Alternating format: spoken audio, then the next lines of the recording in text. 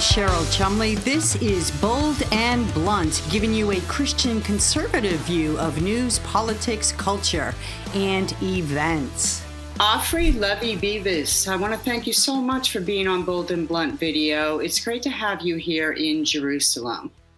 So I understand that you have family members who were taken hostage by Hamas terrorists on October 7th. And I just want to talk a little bit about your story.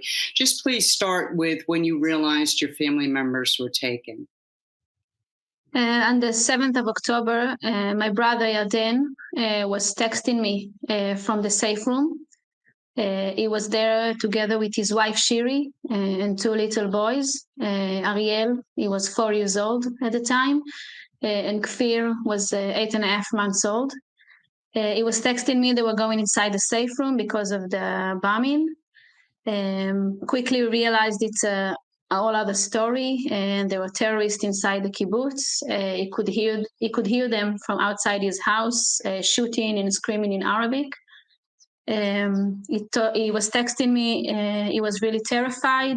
He had his personal gun, but they had automatic weapons, so he was really scared. I asked him to lock the house and the door and the windows, and to try and keep the boys quiet. Around 9:30, he texted me. There was a massive fire outside. And then he texted me and my parents that he loves us. He said, I love you. And about 10 minutes later, I got the last text from him saying they were coming inside, meaning they were coming inside his house. And that was the last time I heard from him. About 2 or 3 hours later, the famous picture of Shiri holding the two boys, the red-headed boys surrounded by the terrorists, was published on Telegram. So we knew that she was probably kidnapped to Gaza. A few hours later was the video showing also the terrorists going inside their house, and again Shiri and the boys. And for 3 days we didn't know what happened to my brother.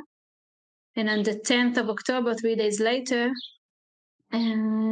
it was the morning of his birthday, and we got the first picture of him also being taken, wounded by terrorists. So we knew he was kidnapped as well. And ever since, it's already almost 6 months, we didn't get any sign of life from Shiri and the boys. Around 3 months ago, on the last day of the deal, Hamas published that they were killed, but we still don't have any, we still don't know if it's true. And my brother was, sorry? There's no evidence whether they're alive or dead. It's just Hamas putting that out. Just Hamas said what he said, and we still don't know their fate. And the day after, Hamas videoed my brother from inside the tunnels when they told him that his wife and two children were killed, asking him to beg the Israeli government to bring him and them home to bury. And that was the last sign of life we got from my brother. It was also 3 months ago. So we don't know, basically we don't know anything about where they are, what's their condition. We only know what other hostages that spent time with my brother in the tunnels that were released more than 3 months ago. We only know what they told us about my brother's condition. And what did those released hostages say? Did they say he was doing as best as possible? Did they say he was injured? What do you know about his condition? They said that mentally he was really suffering. He was really worried about Shiri and the boys, about his wife. He was always asking about them, and he told them that what happened inside the safe room was that the terrorists came inside the house And at some point, Yarden decided to step outside the safe room and try to fight them. So he kissed Shiri and the boys, stepped outside the safe room, tried to fight them with his gun and physically fighting them, and then just they took him. When they took him first. He thought that Shiri and the boys were still in the safe room. He didn't think they were kidnapped, a woman and two little babies. So he thought he basically sacrificed his own life to protect them, only to discover that they took them as well. So he was really worried about them, and he lost a lot of weight. I could see it also in the video. He didn't eat, almost nothing. He was really depressed, couldn't sleep, and all of that was before Hamas told him the most terrible thing that a husband and a father can hear. So we are really worried about him. We don't know how someone can survive this, and it's almost 6 months now. So what is your government telling you about the potential for the hostages to be released and returned home safely? Unfortunately, I don't really get any kind of direct information from my government. I'm mostly based on what the press is writing and releasing. They are promising they're doing everything they can, but I think when you look at the end result at the moment, it's almost 6 months and they are still not here. So I think more should be done and can be done, together with what happened in the UN yesterday. I think Israel is now under a lot of pressure to be more active and to try and solve this situation in a way that Israel will still have some kind of control about how all of this is going to end, and not be how you say it, completely led by the decisions of the world. If you understand what I mean, like Israel should be active and bring this to an end. We know the prices. We know what Hamas is demanding. Is demanding the same things he demanded on December, and nothing changed. So Israel should step up and unfortunately pay those prices, because we want the hostages. We know there are alive people over there, still alive. And they are talking about prices, but the only prices are the life of the hostage. Nothing is more valuable than that. And Israel could deal with any kind of how you say it, whatever any agreement will bring upon Israel. The army and Israel will know how to I lost the word, how to deal with it, how to keep the military goals that were achieved during the war. Israel could still keep them and bring safety to Israel, but it has to be as part of some kind of agreement. And the sooner as Israel will step in and be active, I think the better. So, Ofri, talk a little bit about what happened at the United Nations with the pressure for ceasefire and so forth, and how you think that impacts the ability of not just your family, but all the hostages to be released and returned safely to their homes.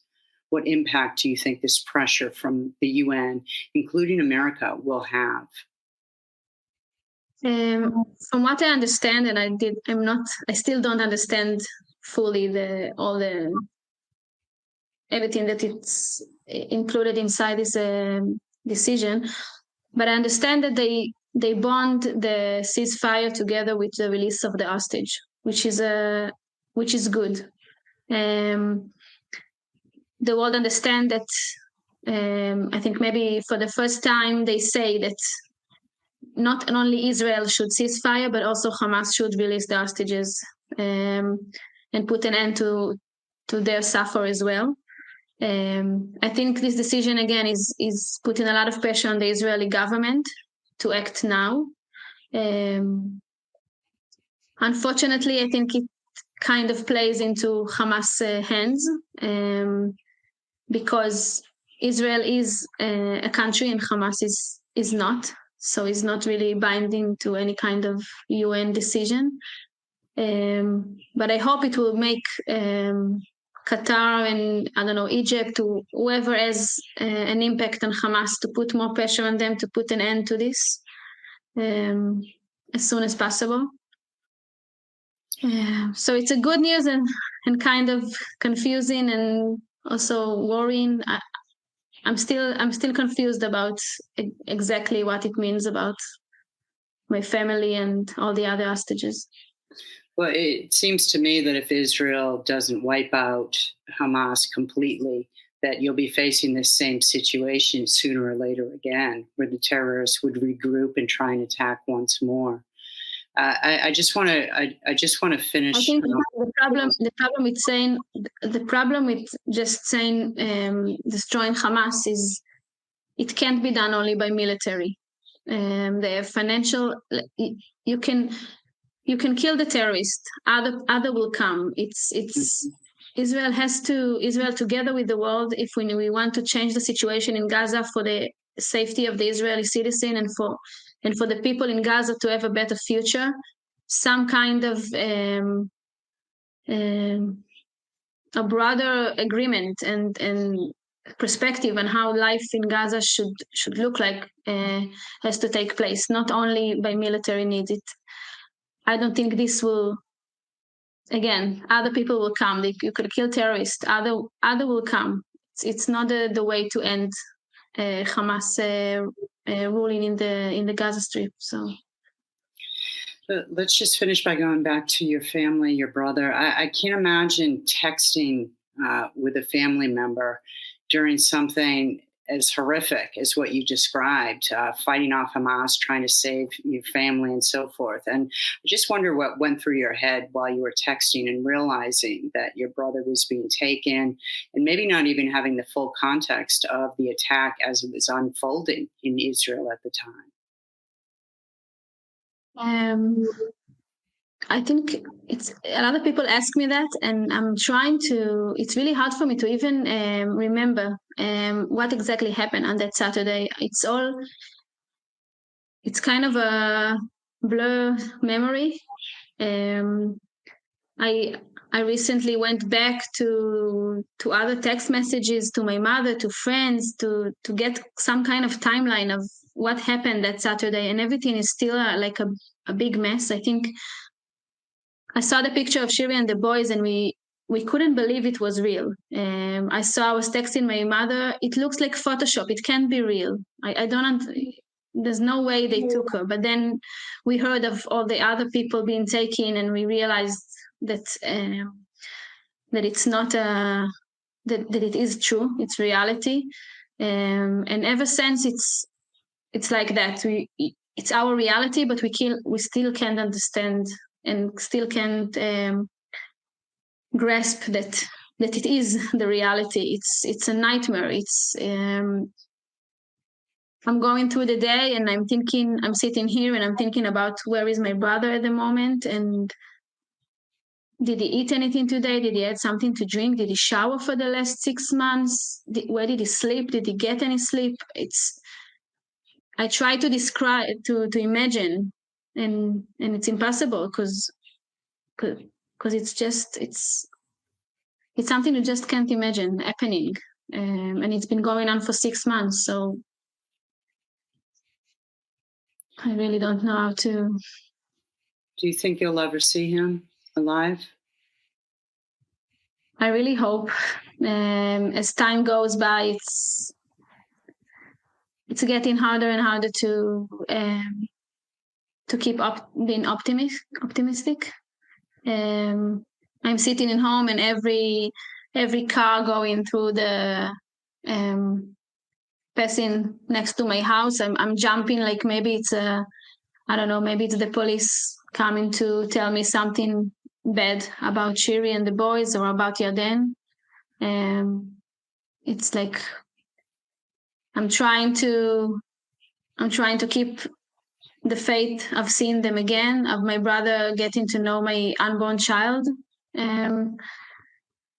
But at the same time, I'm sometimes imagining me standing in their funeral, and what will I say? And so it's really hard. The situation is so uncertain, and we don't know anything, and so that's the most difficult thing about all of it. It's a nightmare. It's a nightmare what you describe, and I know it was difficult to come on Bold and Blunt and speak with me, a stranger. But I really do appreciate you sharing your story. And in America, prayers are with Israel and with you now. So thank you so much. Thank you.